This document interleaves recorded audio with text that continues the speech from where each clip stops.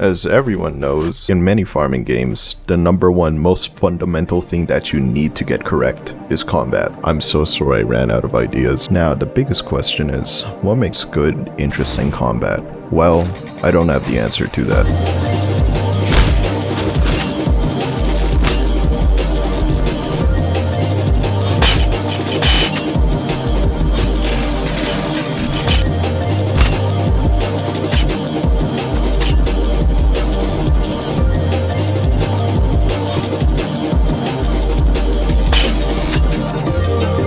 A lot of limitations come with being an artist. Minus that I don't know how to do pathfinding. Oh my god, please. I decided to take a page out of one of my own pieces of advice, which is stealing. Not for pathfinding though, oh my god, please. Upon playing a lot of roguelikes and just games in general, each stage basically has their own aesthetics and enemies, which it's a lot of work. This one's theme is coral.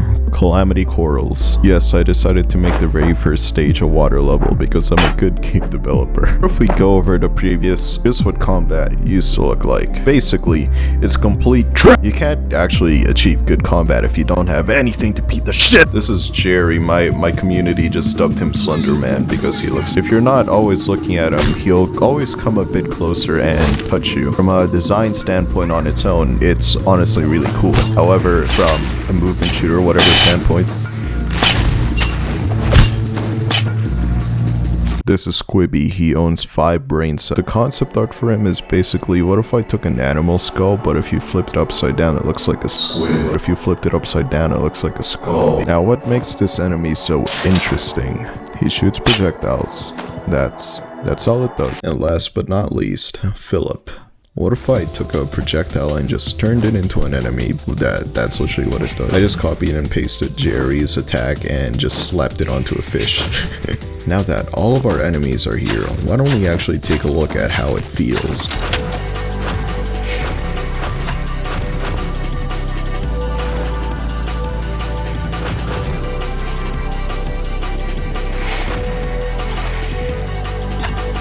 Notice that it feels awful to play. That's because I missed out on one important enemy, the fodder enemies.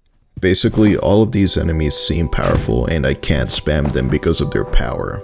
Now with fodder enemies, you can spam a bunch of them and just have all the cool, unique enemies feel even more cool and unique in comparison to the fodder enemies. And if you remember from last time, we kind of focused on spells and spellcasting and ranged as the main weapon of choice.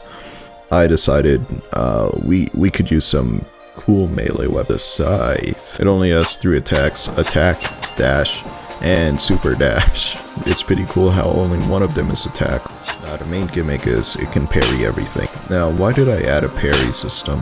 Well actually I hate parries, however, let's force that gunpoint, please help. Even though the parry mechanic is very powerful and can pretty much deflect any projectile, it's still not powerful enough to deflect the thoughts in my head to restart this project every 5 minutes. I did say I'm not really a fan of weapon swapping, so we only have another weapon and that's the spell hand. I actually didn't, I just copied and pasted all the logic from the previous project and put it onto here. The main blunt rotation of this, the main combo rotation of this weapon is you use your spells things further away while the scythe is the bulk of the damage, or vice versa. I haven't decided yet. I don't even have a health system. Alright, so this essentially completes one of the main puzzle pieces of my primary gameplay loop. All I gotta do is slap on some ways to actually make them appear into the ground instead of just using 1, 2, 3 as keybinds. Notice how satisfying this gameplay feels compared to the previous ones. If implementing the game AI took about 50 hours, this one took about 50 trillion. This is footage without audio or particles,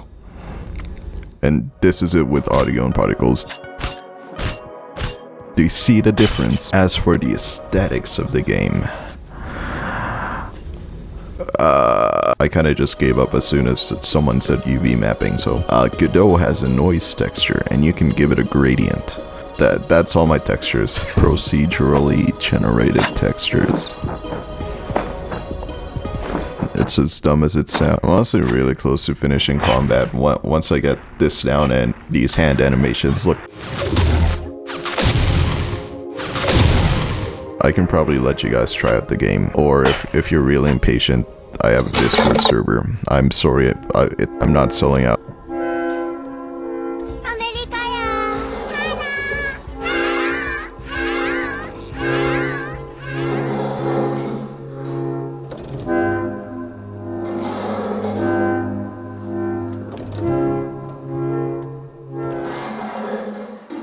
Oh dear god, I forgot about Plimbo today.